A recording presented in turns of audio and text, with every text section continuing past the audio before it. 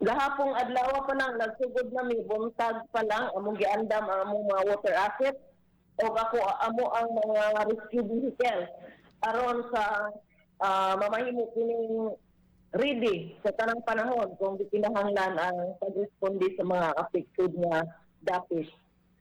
Ma'am, pwede na mo makuha balik, ma'am, ang kining number of LGU, ma'am. Panabo, Santo Tomas, Carmen, Brolio Duhali, Igacos, no? Igakos, Oo. And then, unsa pa, ma'am?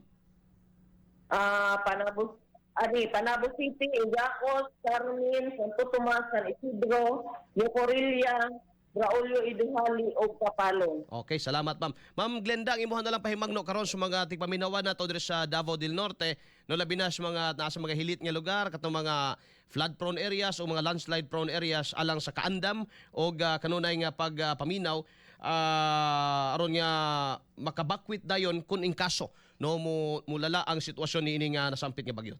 Go ahead, ma'am.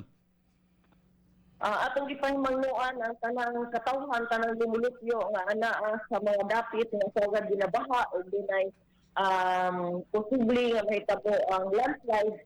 Ako silang gipahimangnuan nga kanunay mag-monitor sa ilahang dapit ug ang pahimangno mismo sa ilahang mga local executive o mga local officials, mga barangay kapitan na maminaw sa ilahang mga suggestion aron luwas o walay mahitabong dili maayo ilabi na kung dunay mga kakalamidad nga mahitabo sa maong dapit. Okay, so salamat kayo, Ma'am Glenda, no, sa panahon nga magigahin ka na mo diri sa XFM og maayong buntag, ma'am. Zatown Plus Gold, mapalit sa mga butika sa inyong lugar.